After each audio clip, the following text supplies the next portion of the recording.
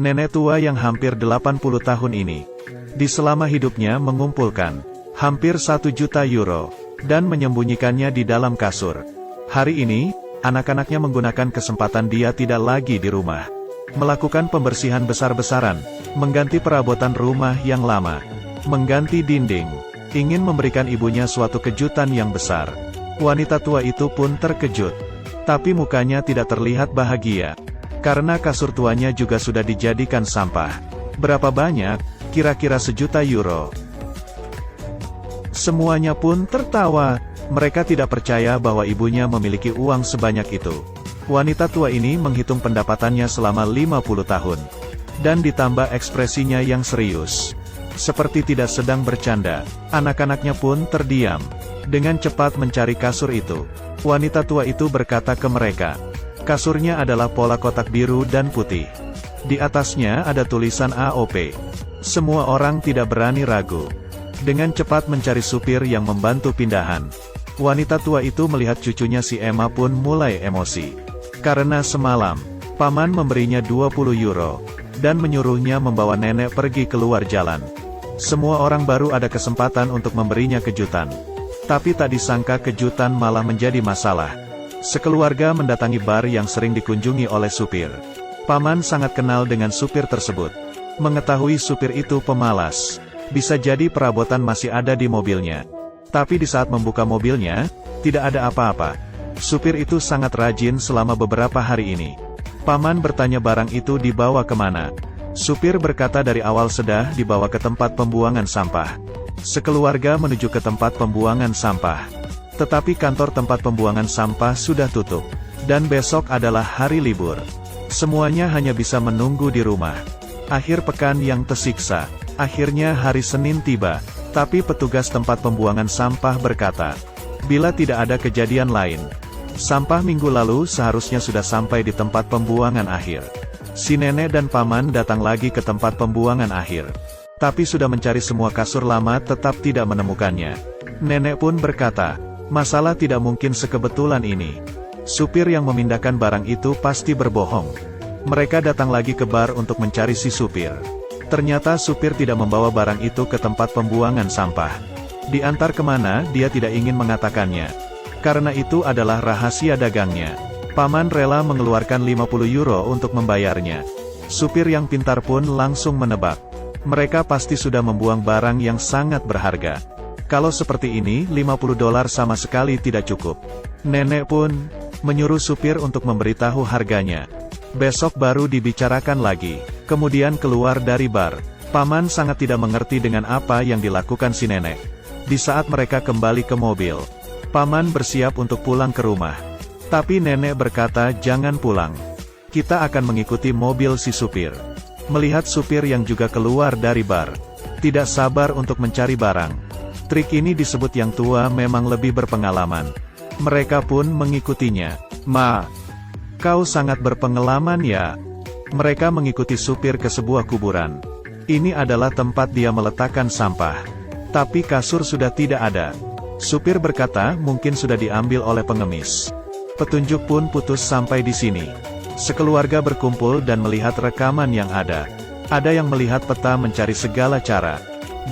Tapi siapa yang akan bersedia demi hadiah 50.000 euro? Mencari kasur dan mengembalikannya, bukannya lebih baik meninggalkan 1 juta dolar euro. Paman sudah melakukan hal yang bodoh. Sekeluarga pun memarahinya. Sekarang satu-satunya cara adalah harus lebih cepat dibandingkan orang lain. Di saat mereka sampai di tempat pembuangan sampah yang pertama, di sini sudah penuh dengan orang-orang. Ada yang menggunakan mesin untuk menggali. Banyak sekali orang-orang yang dengan gila mencari kasur tersebut. Dan peluang mereka untuk menemukan kasur tersebut sepertinya tidak mungkin.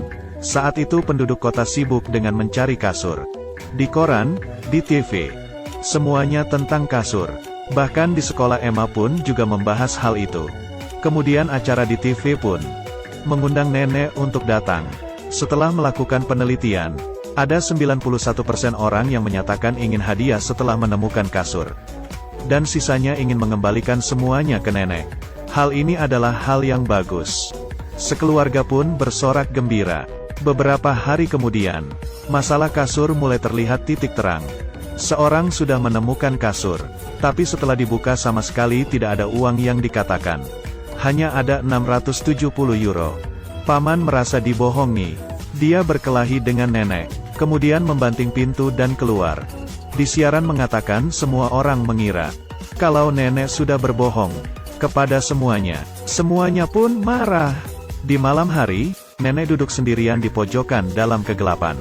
Bukan karena tidak menemukan kasur, tapi karena anak-anaknya tidak percaya dengannya. Emma yang berdiri di depan pintu tidak tahu harus bagaimana menenangkan neneknya. Keesokannya, Emma setelah pulang sekolah datang ke rumah nenek. Dan nenek duduk di luar pintu melihatnya. Nenek mengeluarkan sebuah koran.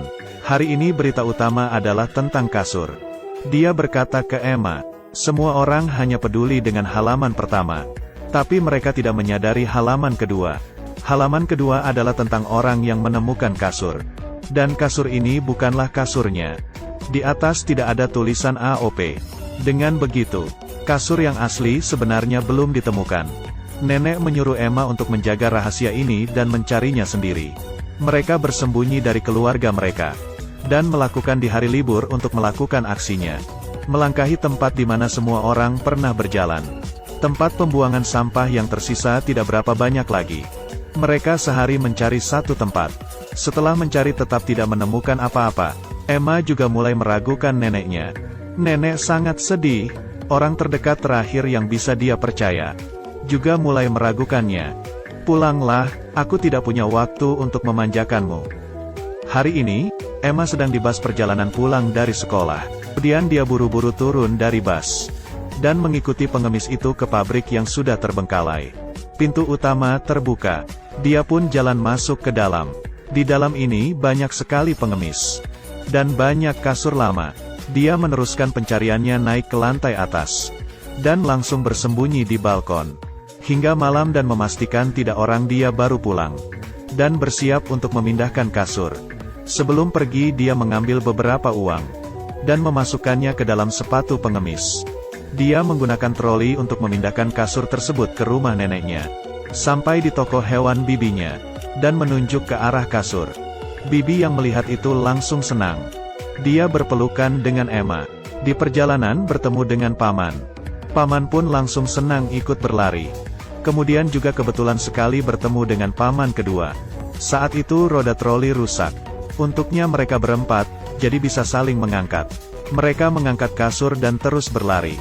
Mereka melewati jalan raya, lalu sampai di rumah nenek. Memberikan nenek itu kejutan. Tapi kemudian dia terlihat sedih lagi. Dia mengatakan yang sebenarnya. Sebenarnya di dalam itu tidak ada 1.000.000 euro. Dia berkata seperti itu hanya berharap anak-anaknya menganggapnya menjadi suatu masalah. Dan memperhatikannya. Di dalam hanya ada ratusan ribu saja. Tapi ratusan ribu juga bukan angka yang kecil. Nenek bertanya akhirnya mendapatkan pujian dari nenek. Dan berbaikan dengannya. Di saat semuanya merayakannya dengan campanye. Emma sendirian keluar dari rumah. Dan duduk di tangga. Melihat mobil yang berlalu lalang. Dia juga memunculkan senyuman. Ini mungkin kasih sayang keluarga. Sekeluarga saling ribut. Meski saling marah. Tapi masih saling sayang. Rasa kasih sayang ke orang terdekat tidak perlu memperlihatkannya secara langsung.